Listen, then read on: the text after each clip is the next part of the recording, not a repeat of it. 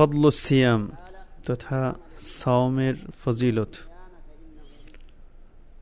আল্লাহ তাআলা হাদিসে কুদসিতে আল্লাহ রাসূল সাল্লাল্লাহু আলাইহি ওয়াসাল্লাম আল্লাহ তাআলা থেকে বর্ণনা করেন, কুল্লু আমাল ইবনে আদম লাহু ইল্লা সিয়াম ফাইন্নাহু লি। আদম সন্তানের প্রত্যেকটা আমলই তার জন্য, সিয়াম ব্যতিরেকে সেটা শুধুমাত্র আমার জন্যই। অর্থাৎ আল্লাহ তাআলা সকল আমালের মধ্যে সিয়ামকে একটা স্পেশাল বিশেষত্ব দিয়েছেন, যে এটা হচ্ছে এমন একটা ইবাদত যেটা আল্লাহ তাআলা এবং বান্দার মধ্যে একটা গোপন ইবাদত। কারণ কোনো একজন সায়েম ব্যক্তির সিয়াম সম্পর্কে তার পাশের ব্যক্তিটিও কোনোদিন জানে না, এবং সে কেবলমাত্র আল্লাহ তাআলার সন্তুষ্টির জন্যই সিয়াম পালন করে থাকে। কোনো একজন ব্যক্তি যদি লোকচক্ষুর আড়ালে গিয়ে খেতে চায়, তাহলে কোনো ইবাদত লোকচক্ষুর আড়ালে সম্ভব নয়, হয়তো কেউ না কেউ দেখে ফেলতে পারে, কিন্তু সিয়াম এমন একটি ইবাদত যেটা বান্দা শুধুমাত্র আল্লাহ তাআলাকে সন্তুষ্টর জন্য, আল্লাহ তাআলাকে ভয় করে একমাত্র একটা অত্যন্ত গোপন একটা ইবাদত।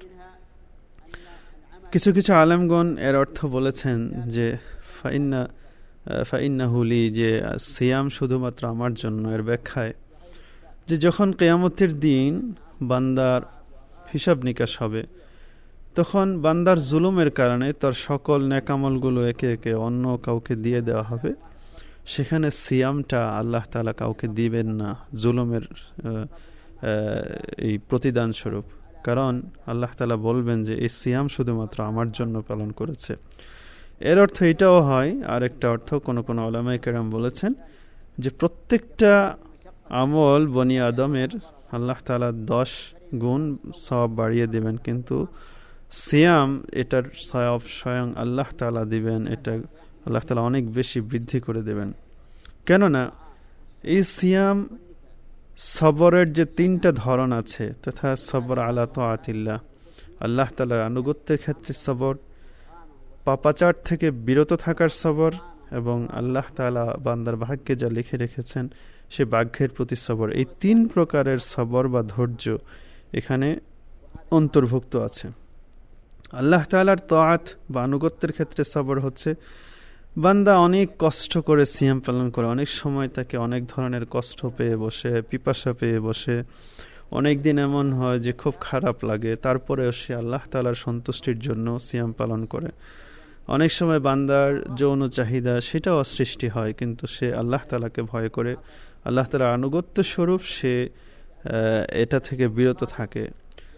ঠিক একইভাবে মাসিয়া তথা আল্লাহ তাআলার অবাধ্য হওয়া থেকে বান্দা সবর করে, এটাও সাওমের মধ্যে পাওয়া যায়। সে বিভিন্ন ধরনের পাপাচার,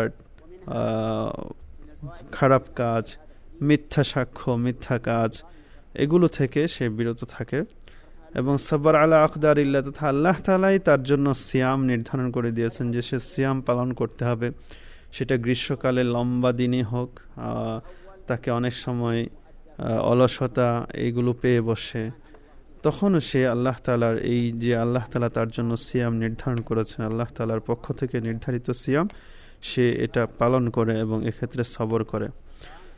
সিয়ামের যখন এত এত ফজিলত সম্পর্কে আমরা জানলাম, তো আরও জানা উচিত যে সিয়াম যে পালনকারী তার জন্য 2টা খুশি রয়েছে। হাদিসে আসছে লিসসাইমি ফারহাতান, ফারহাতুন ইনদা রাব্বিহি ইনদা ফিতরিহি ওয়া ফারহাতুন ইনদা লিকাই রাব্বিহি, যে সায়েম তথা রোজাদারের জন্য 2টা আনন্দ।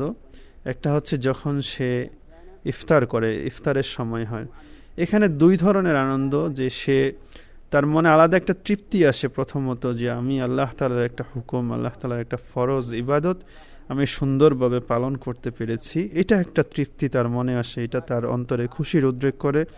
ঠিক একইভাবে আল্লাহ তাআলা তার জন্য যে খাবার পানীয় বা যে কাজগুলো সিয়ামের কারণে হারাম করে দিয়েছিলেন, সেগুলো সে সামনে পেয়ে বসে সারাদিন অনাহারে থাকার পরে খাবার আলাদা একটা আনন্দ আছে। আর দ্বিতীয় যে আনন্দ, সেটা তো আমরা বলেছি যে ফারহাতুন ইনদা লিকাই রাব্বিহি, আল্লাহ তাআলার কাছে যখন বান্দা হাজির হবে সায়েম, আল্লাহ তাআলা তাকে যখন নিজ হাতে প্রতিদান দিবেন, তখন বান্দা অনেক অনেক বেশি খুশি হয়ে যাবে।